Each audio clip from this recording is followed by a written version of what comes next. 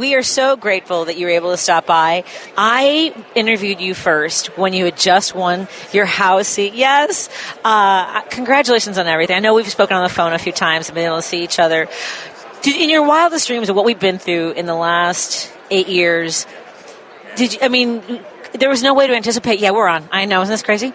There was no way to anticipate this moment in history. Last night, President Biden said that he knows he's made mistakes. He talked about when he was too young to be people said he was too young and now he's too old.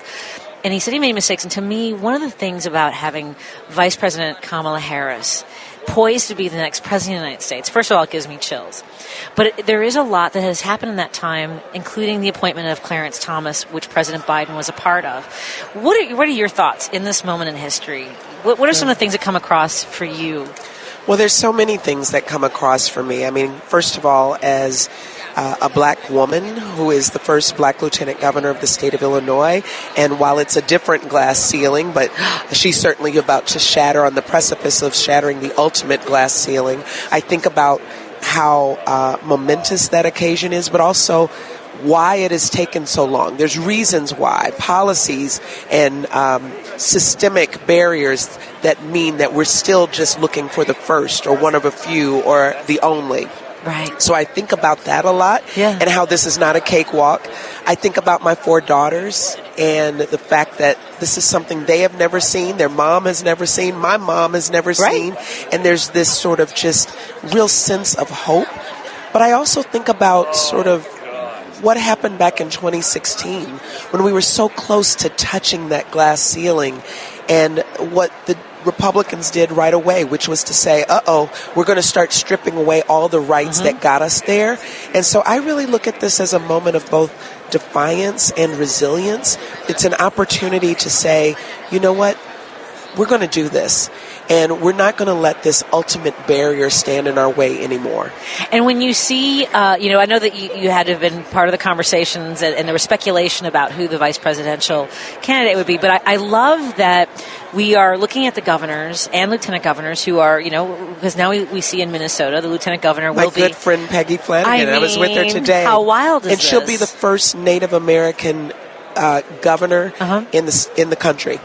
She's wow. Yeah, Native American woman. Right. And that really is, there's so much vileness, I guess is the best way to put it, on the other side, and the language that they use. I don't know if Richard Hsu wants to join us as well. This is Lieutenant Governor Juliana Stratton. I imagine you guys know each other? Yes. Excellent. I know that. I was saying, there's too many exciting people to, I don't know who everyone is. I know we have Politics Girl was here a moment ago, and a lot of other folks, but that's another element to this, is getting to see everyone that's invested and enthusiastic about this moment.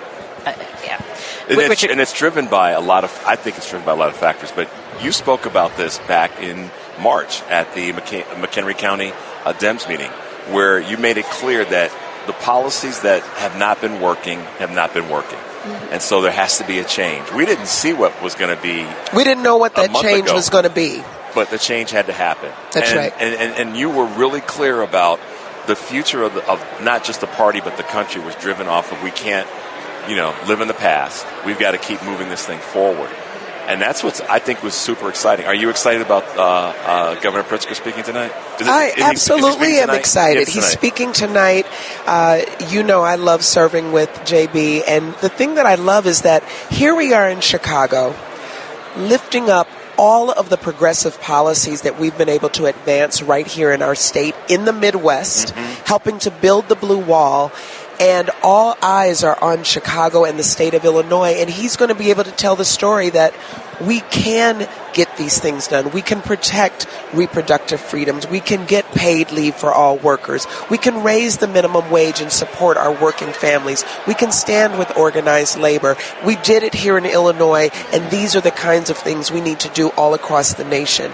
As Madam Vice President says, we're not going back. No. We are going forward. Yes. And this is an example of showing how Illinois has gone forward, and now we want it to be an example for everyone else. It's interesting, and I don't know exactly how you see this, but Michigan, Illinois come to the top of mind as states that have the trifecta and then some.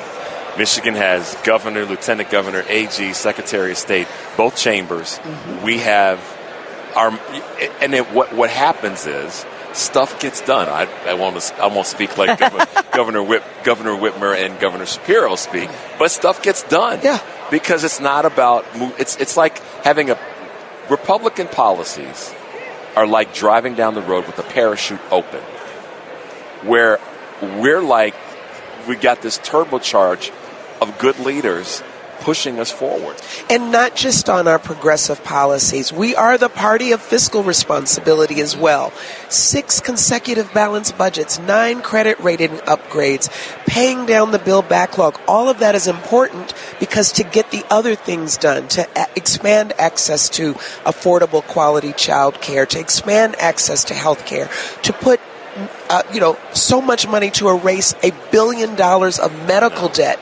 That requires a balanced budget. Yep. And so I think we're showing that we are the party that can move us forward. And, I'm really proud to be a Democrat right now. I am too. And one of the reasons I became involved in Illinois state politics and that you saw me down in Springfield was when former Governor Rauner, when you say that we had 6 balanced budgets that we passed, he, on a Good Friday, in 2015, he made dramatic and catastrophic cuts to services. I have a son who's severely disabled, and we had locked everything down for our family, but I saw so many families within a week start to feel the impact of that, and that's how catastrophic it can be when you have a Republican at that level of power. Well, let me just say this, and I know I'm out of time, but I want to say that your story, I remember that story, because stories are powerful.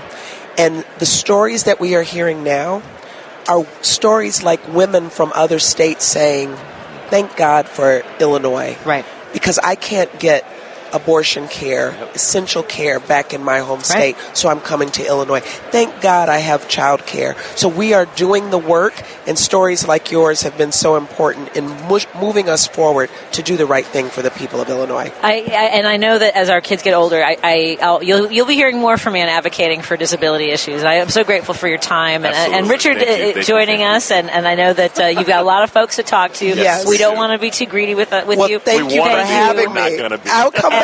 Enjoy your evening. You always invite me. I'll come back. Thank you so much, Thank you, ma'am. Mom. Appreciate that.